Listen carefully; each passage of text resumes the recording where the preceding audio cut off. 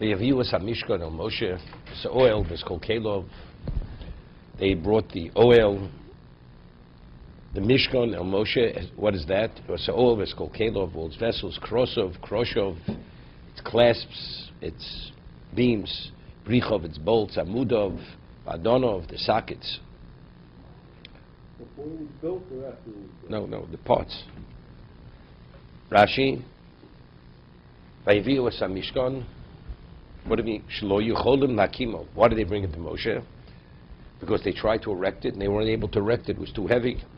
Ufishlos of Moshe. Now, this is important. Ufishlos of Moshe shum melocha b'mishkan. And because Moshe did no melocha, he did not participate in the Mishkan, hiniach lo HaKadosh Baruch Hu hakom also. Hashem left for him the hakoma, the erection of the Mishkan. Shlo hoyochol hakimo shum adam machmas koved hakroshim. No human being was able to lift the Mishkan because of the weight of the beams. Shein koach ba'odam l'zokvan. No one had the ability to put them upright. O Moshe amido. Oma Moshe le'HaKadosh Baruch Hu. Ech efsha hakamos al yidei odam. How is it possible that a human being should be able to lift these beams?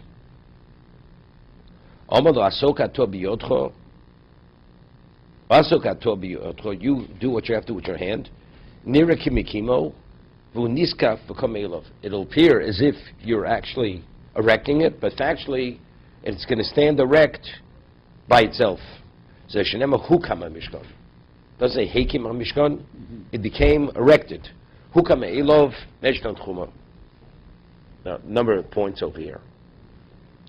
If a person has a Sefer Torah, he's running a Sefer Torah, and you have those special personal existence, and you have many letters to give out, you have one letter left. Are you going to feel honored because you want that person to write, inscribe your Sefer Torah with his letter?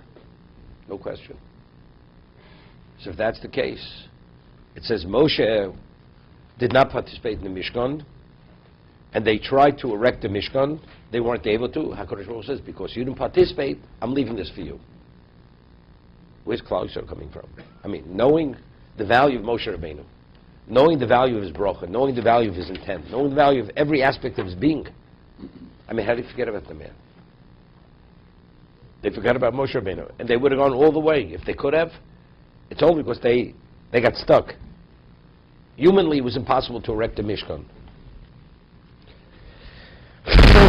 I mean, if we would have been there, would we forgotten about Moshe Rabbeinu?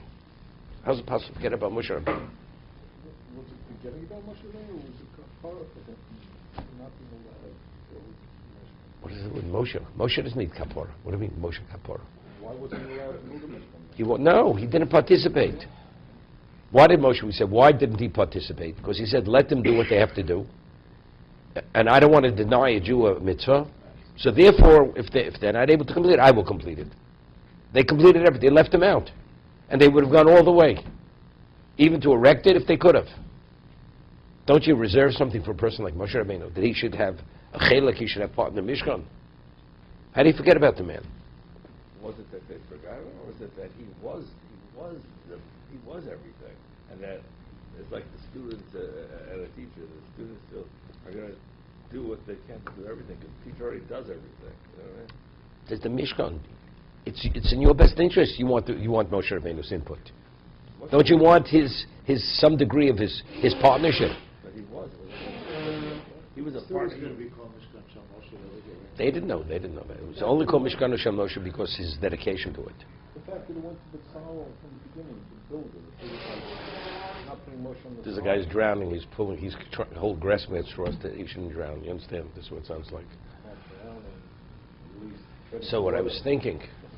Much better on that side. I think so. This side I only have to shave one side of my face. All right, so why can't? Why So I was thinking this. It says that the Nisim, the word is written deleted. Why? Because it says, because they were nisatzlu. There was laziness there. What did they say? They said, let the Jews do what they have to do. And what they're not able to complete, they would do it. They're faulted. Moshe Rabbeinu, we said the same thing. He's not faulted. But the Chazal attributed to Atzlus. to laziness. What's lazy? If a person values something sufficiently, and you're enthused, and you're taken by it, there's no cheshbon. You don't make any calculations. Well, I'll do this or I'll do that. So what's the reason why you weren't fully consumed with the building of the Mishkan? You didn't have such a desire? The answer is because there's a certain laziness there. Because there was that laziness, therefore, you're able to come up with this new understanding of what, let them do what they have to do, then and what they're not able to complete, we'll complete. That's the indication of laziness. Because the Mishkan had such a draw to it, such a value, you should have been consumed with it. The not being consumed is attributed to laziness. I said, Moshe Rabbeinu, who's Anami Kalodam, laziness is only attributed to the person. If there's a person, Moshe Rabbeinu was totally negated. So Moshe Rabbeinu was totally Shem Shemayim, was for the sake of God. So therefore, like this, this is l'shevach, this is not l'ganai, this is praiseworthiness. That's the Moshe Rabbeinu. It's only an indication. They were so. It's like we said. Avim Kalkel says, sure, not because Moshe is everything. They didn't think of Moshe because they're so enthused. Nothing exists but the objective to build the Mishkan. There's no Moshe. There's not even them. All that matters now is the Mishkan has to be built. When you write Sefer, you want a great tzaddik to participate. It's my say. I want the tzaddik to participate in my thing. You understand? So it's the you. That's why you want him there. Here, all that matters, Hashem wants a Mishkan. That objective has to be addressed. So if there's no me, there's no I. We're talking about the end result. So that they left Moshe Rabbeinu out is not a criticism. It's not a criticism. We don't find that criticized for this. And they would have gone all the way. Hashem wants a Mishkan. We got to put it together. Avram Makalkel says Ashura. Avram hitched his own donkey. A man at his age, 137 years, had hitched his own donkey, and had to what? Had to and do many other things. The answer is because his love to God, God gave him a dictate, a charge. You have to bring your son as a korban. Finished. Nothing more to talk about. So there's no Avram, there's no wealthy man, there's no now, there's nothing. All there is to do what Hashem wants. And they would have gone all the way. But since Hashem wanted Moshe to participate, that's praiseworthy for him. He wanted them to participate. Therefore, he did not allow the miracle to take place because he needed a miracle to raise it. And without miracle, it's not happening. And for Moshe Rabbeinu, he performed. Now, the difficulty is the last part. What kind of question is this? God says, lift the Mishkan. So Hashem says, you do yours, and it'll raise by itself. What kind of question is this? Moshe says, Hashem, how am I supposed to raise it? What do you mean, how are you supposed to raise it? How are we supposed to erect it? If Hashem says erect it, it's rising, right? Hashem says go through the sea. It goes. There's no problem. The sea is going to split. So Hashem says, "You amar lo asokato biyodcho." You do involve yourself with your hand. Nira kimo. It appears as if you're raising it. V'niska v'kame elov.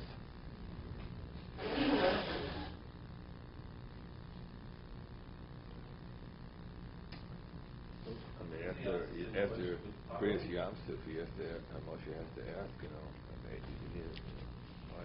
Why did he need to stop? Yam Suf should put stop. Did he actually lift it, or Hashem told him to lift it? No, he didn't lift it. It says he didn't lift it. Did not lift it. It appeared, and he helped him. He did nothing. All he did was he stuck his hand out. This is the second time the Rebbe is telling Moshe, I'll say it for shofar. When it came time to count the following shofar. Moshe said, how am I going to count? How am I going to look at the test? How am I going to count? He said, No, because there he says it's not appropriate for me to go and see women nursing their children. It's different. It's different over there. I just wanted to show like the day. The first, I'm not explaining this. Yeah, what is it?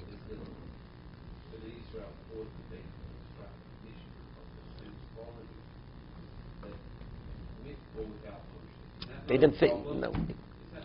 The end result is not going to be the same Mishkan, but again, we're saying, but But what does it say about who they are? It says they're special. This is reasons on the most advanced level. Doing something with zeal because you're totally, fully taken by what it is. And not including Moshe. You don't stand, but this is the ultimate level. This is the ultimate level of commitment. But you have, the commitment is because you have to include Moshe in that commitment to make this Mishkan what it should be. Well, how could they, I don't understand all that. Moshe said, let them do it. Moshe said, let them do theirs. What they're not able to do, I'll do. I mean, Moshe was in agreement with that.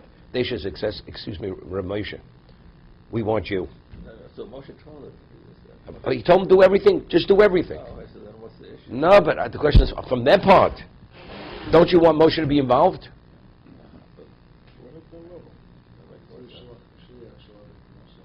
So we spoke about the shliach. We spoke at that. But still, but it says, but yeah, but there's still the concept of mitzvah bo yosem b'shlucho. There's it has greater value when you participate yourself to do it than you delegate it through an agent. Right. Well, from their point of view, the answer is what we're saying. There's the way we spoke about Neso Libo, right? That the Rambam says if you want to acquire Kesed Torah, Pasmal Tochal, my Tishta, all that, you can't say, well, that's what I want. If you've taken that degree, you don't feel compromised. But if you decide, I'll be compromised to the crown of Torah, you're not going to succeed. Because a person can't live in a compromised state. If you want that, everything else is an incidental. You never have a sense of being compromised or denied. In today's terms, do you have any idea how much it actually weighs compared to? I'm sure you can figure it out. Can't figure it out because you don't know what the beams weighed. No, what the wood weighed. The gold you can figure out. The density of the wood.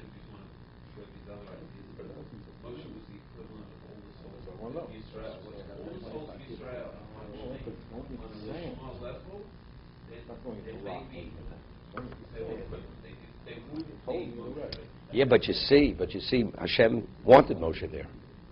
But they are. But so we need Moshe. Eventually, you do need Moshe. Yeah. Yeah. So what? Yeah, but we're talking the physical weight Kov done. You could be tall, but you have to raise. I mean, the Sivs Chomer cites Rashi in two locations that Moshe was a gibor. Physically, he raised it. Wasn't a ness. So he shows this Neshtan Chomer. He's one with other things. Take a look in Lamed with the asterisk. Okay, let's see the model. If it sank into the sand, even in the desert, it sank into the sand from the weight. Didn't sink. There's all miracle. Everything was a miracle. Nothing sank. Like it was on bedrock. Correct. Firstly, you realize a desert is not necessarily sand. You know that. A desert could be rock, solid rock.